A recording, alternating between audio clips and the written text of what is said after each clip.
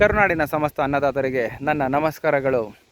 ಸ್ನೇಹಿತರೆ, ಯೂಟ್ಯೂಬಲ್ಲಿ ನಂದು 18,000 ಜನ ಸಬ್ಸ್ಕ್ರೈಬರ್ಸ್ ಆಗಿದ್ದೀರಾ. ನಮ್ಮ ಸಬ್ಸ್ಕ್ರೈಬರ್ಗಳಿಗೆಲ್ಲ ನನ್ನ ತುಂಬು ಹೃದಯ ಧನ್ಯವಾದಗಳು. ಸ್ನೇಹಿತರೆ, ನಿಮ್ಮ ಸಪೋರ್ಟ್ ಇದೇ ರೀತಿ ಇರಲಿ. ಇನ್ನಷ್ಟು ನನ್ನ ಚಾನಲ್ನ ಬೆಳೆಸಿ. ಯಾಕಂತೇಳಿದ್ರೆ ಮಾಹಿತಿ ಇಷ್ಟ ಆಗಿದರೆ ನೀವು ಸಬ್ಸ್ಕ್ರೈಬ್ ಮಾಡಿಕೊಂಡು ಬೆಳೆಸಿ. ಮಾಹಿತಿ ಇಷ್ಟ ಆಗಿಲ್ಲ ಅಂತ ಹೇಳಿದ್ರೆ ಪರವಾಗಿಲ್ಲ, ಅದಕ್ಕೇನು ತೊಂದರೆ ಏನಿಲ್ಲ. ಸೊ ಎಲ್ಲರಿಗೂ ನನ್ನ ನಮಸ್ಕಾರಗಳು. ಸೊ ಇವತ್ತಿನ ಈ ವಿಡಿಯೋದಲ್ಲಿ ಏನಪ್ಪ ಅಂತ ಹೇಳಿದ್ರೆ ಒಂದು ಪುಟ್ಟದಾದ ಮಾಹಿತಿ. ಏನಪ್ಪ, ಬೆಡ್ ಪ್ರಿಪ್ರೇಷನ್ ಮಾಡೋವಾಗ ಏನೇನು ಗೊಬ್ಬರ ಕೊಡ್ತೀರಾ ಅಂತ ತುಂಬ ಜನ ಫೋನಲ್ಲಿ ಕೇಳಿದ್ದೀರಾ, ಕಾಮೆಂಟಲ್ಲಿ ಕೇಳಿದ್ದೀರಾ. ಸೊ ಅವ್ರಿಗೋಸ್ಕರ ಈ ವಿಡಿಯೋ ಸ್ನೇಹಿತರೆ. ಅವ್ರನ್ನ ಹೊರತುಪಡಿಸಿ ಯಾರಾದರೂ ನೋಡಿದ್ರೆ ನೋಡಿ, ಪರವಾಗಿಲ್ಲ, ಚಿಂತೆ ಇಲ್ಲ. ಸೊ ಬನ್ನಿ, ಈಗ ಮೈನಾಗಿ ಏನಪ್ಪ ಅಂತ ಹೇಳಿದ್ರೆ ನಾವು ಲ್ಯಾಂಡ್ ಪ್ರಿಪ್ರೇಷನ್ ಮಾಡೋವಾಗ ಉಳುಮೆ ಚೆನ್ನಾಗಿ ಮಾಡಿಸ್ಕೊಬೇಕು. ಉಳುಮೆ ಅನ್ನೋದಕ್ಕೆ ನಾನೇನು ಮಾಡಿದ್ದೀನಿ, ಈಗ ಚಪ್ಪರ ಇರೋ ಕಾರಣಕ್ಕೆ ದೊಡ್ಡ ಟ್ಯಾಕ್ಟ್ರಿಗಳು ಇದರಲ್ಲಿ ಬರೋದಿಲ್ಲ, 5ನೇಗಳು ಎಲ್ಲ ಹಾಕ್ಸೋದಕ್ಕೆ. ಆದ ಕಾರಣ ಚಿಕ್ಕ ಟ್ಯಾಕ್ಟ್ರಿನಲ್ಲಿ ರೋಟ್ರು ಅಂದರೆ ಗುದ್ಲಿ ರೋಟ್ರ್ ಅಂತಿದೆ ನಮ್ಮ ಕಡೆಗೆ, ಒಂದು ಸ್ವಲ್ಪ ಮುಕ್ಕಾಲು ಅಡಿವರೆಗೂ ಹೋಗುತ್ತೆ. ಸೊ ಆ ಗುದ್ಲಿ ರೋಟ್ರಲ್ಲಿ ಏನು ಮಾಡಿದ್ದೀನಿ, ಅಡ್ಡ ಒಂದು ಸಾಲು ಮತ್ತು ಉದ್ದ ಒಂದು ಸಾಲು, 2 ಸಾಲು ಹೊಡ್ಕೊಂಡಿದ್ದೀನಿ ಸ್ನೇಹಿತರೆ.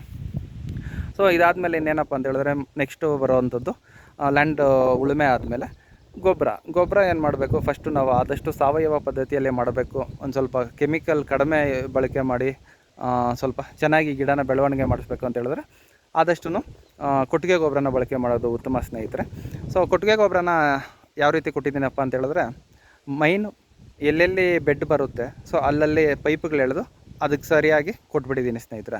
ಇದರಲ್ಲಿ ಏನಪ್ಪ ಅಂತ ಹೇಳಿದ್ರೆ ಕೆಲವೊಬ್ಬರು ಟ್ಯಾಕ್ಟ್ರಿನಲ್ಲಿ ಬೆಡ್ ಮಾಡೋರು ಇರ್ತೀರ, ಅವರೆಲ್ಲ ಸ್ವಲ್ಪ ಲ್ಯಾಂಡ್ಗೆಲ್ಲ ಕೊಡ್ತೀರ. ನಾನು ಬಂದು ಜನಗಳ ಕೈಯಲ್ಲಿ ಮಾಡಿಸೋದ ಕಾರಣಕ್ಕೆ ಪರ್ಟಿಕ್ಯುಲರಾಗಿ ಬೆಡ್ ಎಲ್ಲಿ ಬೀಳುತ್ತೋ ಅಲ್ಲಲ್ಲಿ ಮಾತ್ರ ಗೊಬ್ಬರ ಹಾಕಿದ್ದೀನಿ ಸ್ನೇಹಿತರೆ.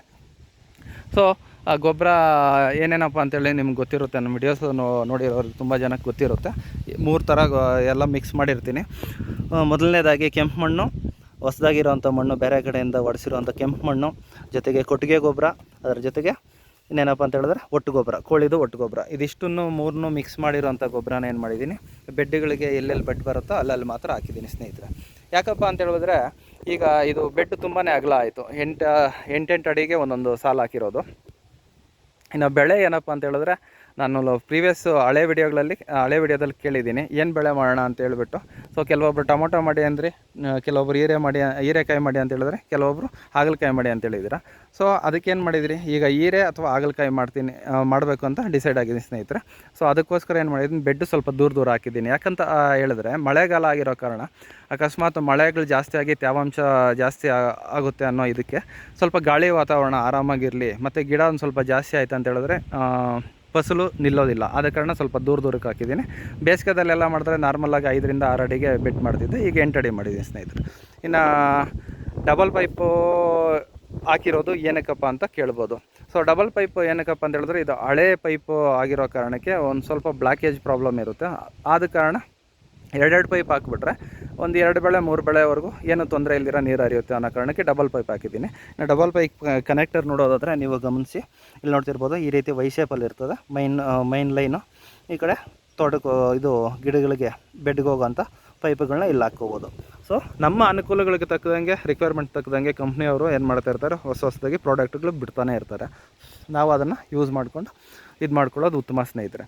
ಸೊ ಇನ್ನು ಹೀರೆ ಗಿಡ ಆಗಲಿ ಹಾಗಲಕಾಯಿ ಗಿಡ ಆಗಲಿ ಹಾಕೋದಲ್ವಾ. ಸೊ ಯಾರಾದರೂ ಚೆನ್ನಾಗಿರೋ ತಳಿಗಳಿದ್ರೆ ದಯವಿಟ್ಟು ಕಾಮೆಂಟ್ ಮಾಡಿ, ಯಾವುದು ಚೆನ್ನಾಗಿ ಇಳುವರಿ ಬರುತ್ತೆ ಅಂತ ವೆರೈಟಿಗಳನ್ನ ಆದಷ್ಟು ನಾನು ಟ್ರೈ ಮಾಡ್ತೀನಿ ಸ್ನೇಹಿತರೆ.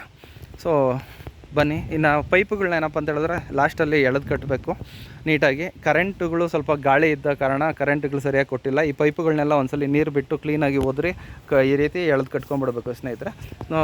ಇಲ್ಲಿ ಒಂದು 4-5 ಲೈನ್ ಕಟ್ಟಿದ್ದೀನಿ, ಇನ್ನೂ ಕಟ್ಟಬೇಕು.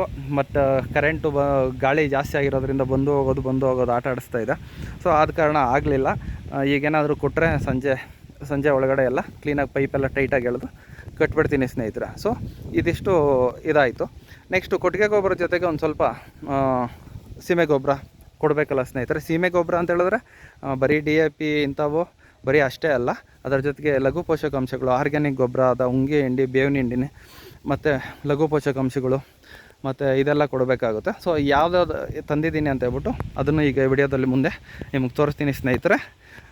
ಗೊತ್ತಲ್ವಾ, ವಿಡಿಯೋ ಇಷ್ಟ ಆದರೆ ಚಾನಲ್ನ ಸಬ್ಸ್ಕ್ರೈಬ್ ಮಾಡಿಕೊಂಡು ವಿಡಿಯೋಸ್ನ ಲೈಕ್ ಮಾಡಿ, ಶೇರ್ ಮಾಡಿ. ಬನ್ನಿ ಈಗ ಗೊಬ್ಬರಗಳು ನೋಡ್ಕೋಣ. ಇನ್ನು ಮೂಟೆ ಗೊಬ್ಬರಗಳು ನೋಡೋದಾದರೆ ಫಸ್ಟಲ್ಲಿ ಹೇಳಿದ್ನಲ್ಲ ಉಂಗೆ ಹಿಂಡಿ ಬೇವಿನ ಹಿಂಡಿ ಇಂಥದ್ದೆಲ್ಲ ಕೊಡಬೇಕು ಅಂತ.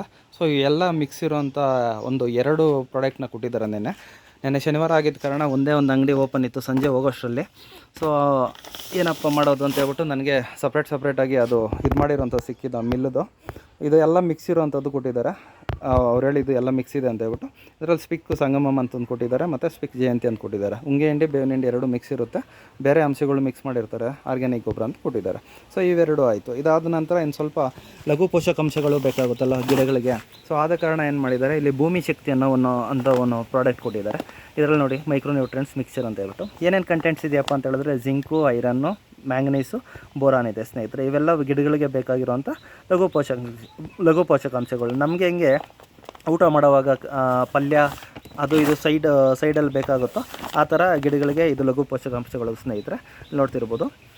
ಇದು ಮೈನ್ ಫುಡ್ ಏನಪ್ಪ ಅಂತ ಹೇಳಿದ್ರೆ ನೀರು, ಅದ್ರ ಜೊತೆಗೆ ಆಮೇಲೆ ಇನ್ನು ಸ್ವಲ್ಪ ಇದು ಅಂತ ಹೇಳಿದ್ರೆ ಒಂದು ಸ್ವಲ್ಪ ಹಬ್ಬದೂಟಗಳು, ಮದುವೆ ಊಟಗಳು ಅಂತ ಹೇಳಿದ್ರೆ ಕೊಟ್ಟಿಗೆ ಗೊಬ್ಬರ ಅಂಥವು ಸ್ವಲ್ಪ ತಾಕತ್ತು ಕೊಡೋದಕ್ಕೆ. ಅದ್ರ ಜೊತೆಗೆ ಇನ್ನೇನಪ್ಪ ಅಂತ ಹೇಳಿದ್ರೆ ಈ ಲಘು ಪೋಷಕಾಂಶಗಳು ಬಂದು ವೆರೈಟಿ ಐಟಮ್ಗಳು ನಾವು ತಿನ್ನೋಂತಹ ಏನೇನಿರ್ತದೆ ವೆರೈಟಿಯಾಗಿ ಜಂಕ್ ಫುಡ್ಸ್ ಥರ ಅದಕ್ಕೆ ಗಿಡಗಳಿಗೆ. ಸೊ ಆಮೇಲೆ ಅದ್ರ ಜೊತೆಗೆ ಒಂದು ಮೂಟೆ 10-20 ತೊಗೊಂಬಂದಿದ್ದೀವಿ ಸ್ನೇಹಿತರೆ. DAP ಸಿಗಲಿಲ್ಲ. ಸೊ ಇನ್ನೇನಪ್ಪ ಅಂತ ಹೇಳಿದ್ರೆ ಟ್ರೈಕೋಡರ್ಮಾ ಸೂಡೋಮೋನಾಸು ಹೆಲ್ತಿ ಗಿಡಗಳಿಗೆ ಬೇಕಾಗಿರೋಂಥ ಹೆಲ್ತಿ ಫಂಗಸ್ಸು ಕೊಡುತ್ತೆ. ಸೊ ಇದನ್ನು 2 kg ತೊಗೊಂಬಂದಿದ್ದೀನಿ.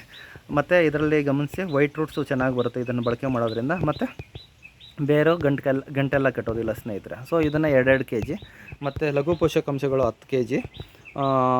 ಉಂಗೆ ಹಿಂಡಿ ಬೇವಿನ ಹಿಂಡಿ ಮಿಕ್ಸರ್ ಒಂದು 65 kg ಇದೆ. ಮತ್ತು ಒಂದು 50 kg ಅಷ್ಟು ಮೂಟೆ ಗೊಬ್ಬರ 10-26. ಸೊ ಇದಿಷ್ಟನ್ನು ಬೆಡ್ಗೆ ಕೊಡಬೇಕು ಸ್ನೇಹಿತರೆ, ಇದಿಷ್ಟು.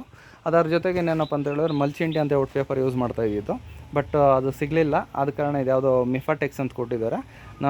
ತುಂಬ ಜನ ರೈತರು ಯೂಸ್ ಮಾಡಿದ್ದಾರೆ, ತುಂಬ ಚೆನ್ನಾಗಿದೆ ಅಂತ ಹೇಳಿದ್ರು. ಹಾಕಿದ್ಮೇಲೆ ಗೊತ್ತಾಗುತ್ತೆ. 2 ಬೆಳೆಗೆ ಬಂದರೆ ಸಾಕು ನನಗೆ, 2-3 ಬೆಳೆಗೆ ಬಂದರೆ ತುಂಬ ಉತ್ತಮ. ಪೇಪರ್ನ ಆದಷ್ಟು ತುಳಿದೆ ಒಂದು ಸ್ವಲ್ಪ ಸೇಫಾಗಿ ನೋಡಿಕೊಂಡ್ರೆ 3 ಬೆಳೆವರೆಗೂ ಮಾಡ್ಕೋಬೋದು ಸ್ನೇಹಿತರೆ. ಇದು ಮಿಫಾಟೆಕ್ಸು ಮಲ್ಚಿಂಗ್ ಪೇಪರು, ಹಳೇದೊಂದು ರೋಲ್ ಇದೆ. ಸೊ ಇವೆರಡು ಆದರೆ ಸಾಕಾಗುತ್ತೆ ಸ್ನೇಹಿತರೆ. ಸೊ ಇದಿಷ್ಟು ಒಂದು ಅರ್ಧ ಎಕರೆಗೆ ಕೊಡುವಂಥ ಗೊಬ್ಬರಗಳು ಇಲ್ಲಿ ನಿಮಗೆ ಅಪ್ಡೇಟ್ ಕೊಟ್ಟಿದ್ದೀನಿ. ಹೋಪ್ ಈ ಮಾಹಿತಿ ಎಲ್ಲರಿಗೂ ಇಷ್ಟ ಆಗಿದೆ ಅಂದ್ಕೊತೀನಿ.